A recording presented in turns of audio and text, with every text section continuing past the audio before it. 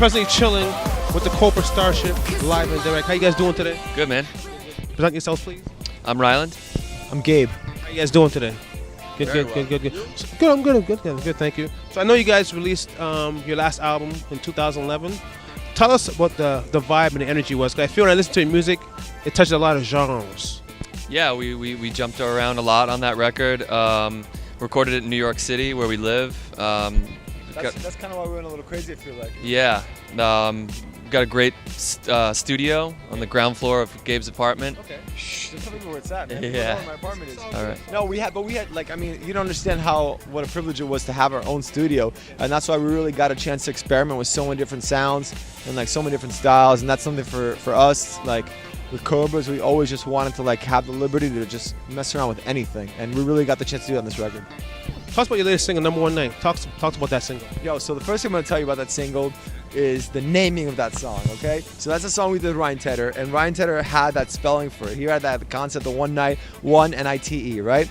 And we were going with it, and like at the last minute, our manager, who we love, has like been our boy for 10 years. He's like, yo, it would be cool to like put a hashtag in front of that, so it's like an automatic, you know, like trend, yeah, Twitter trending topic, like right away, make it a TT, you know, We're like okay, manager. Yeah, we're like, that sounds great. It's a good idea. Little did we realize we had like an hour, like we were like literally going to press that day, and we're like, okay, let's change it to like put a hashtag in front of it, and then we didn't think about the fact that there's a number after that, so everyone's gonna be like Number One Night. So you know, everyone's not calling it Number One Night, but that's okay with us too, because you know the song is about having that like number one night that you're always gonna remember.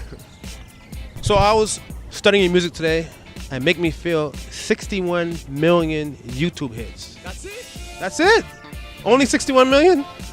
Like when you see that number, what goes through your head? Man, the only thing that goes through my head is not even through my head. It's like I just feel really grateful for that, you know, because it's like, especially at that time, like I think it was a difficult time for me personally, and then consequently it was a difficult time for the band, and like, you know, to have had the fortune to have that song and like have it do so well, and like to have had this incredible year that came after that, it's just awesome. I'm really glad that people like that video. I'll tell you what, my mother makes up for at least 2,000 of those views. That's what I think of. We're 2012 now. When do you guys feel is the time to release a new album? We want to squeeze one more out before the world ends in December. I don't know if that's gonna happen. Nah, it's not. We've been really busy playing shows, like we've done a lot of great touring, so we're only just now starting to write, so realistically we won't have anything out till the beginning of next year. So people, stay tuned. We're with Cobra Starship.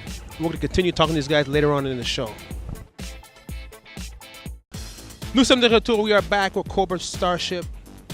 Loving the energy. You guys feel like fun guys. You're fun guys. You guys enjoy each other's company? Very much fun guy. Oh, we definitely. Probably too much. Yeah. A little too much. We have a lot of fun. Since the release of your first album, the music game has changed. In 2012, what is the role of a record label today? You're asking the wrong guy. So, you know, I have a lot of opinions on this. You know, I got signed to a major label when I was 18 years old, and I've actually been in contract with every single major label that's out there. And, you know, the one thing that I will tell you is that the major label game ultimately is a business, right? And, you know, at the end of the day, if you make music, you don't want to just stay in your basement. You want to be able to have people listen to it and support you so you can continue to make it. And to have that is a blessing. And you know, when you're young, you're just like, screw it, we don't care. We just want to make music for friends, for fun. We don't care what happens. And you're very cavalier about it. But you know, every artist realizes that they make sacrifices to be able to make music for a living. You know, I dropped out of school. You know, like my parents threw me out of the house. You know, like it's not cool. You know, so at the end of the day, you have to at some point take into account the business part of it, which is hard. And the major label is like completely that side of the spectrum. It's the business first, right? So if you're a person who like is confident in their artistic path, and you're like, okay, well, I know where I'm going artistically, but at the same time, I do have consideration for the business of it, a major label might be a good partner. If you only care about the art and you have the luxury of being completely disinterested in the business, maybe you cannot do a major label. Now, for those who are watching and I want to get into the music game, a lot of people have an illusion about getting into this music game. It looks easy. They don't see what happens in the background. What advice do you have for them? I don't know. I mean, I think it'd be referential to what he said earlier about depending on what your path is and whether or not you're okay to participate in the business side of it. And I think the ability to learn that you have to make sacrifices to be successful, that would be an early lesson to learn. I'm gonna pass on one thing that I was told. When I was younger, actually, I used to sneak into shows and like pretend to have a magazine so I could interview my favorite singers. I remember interviewing this one dude, small band, it wasn't even a big band, it was like at some punk club in New York.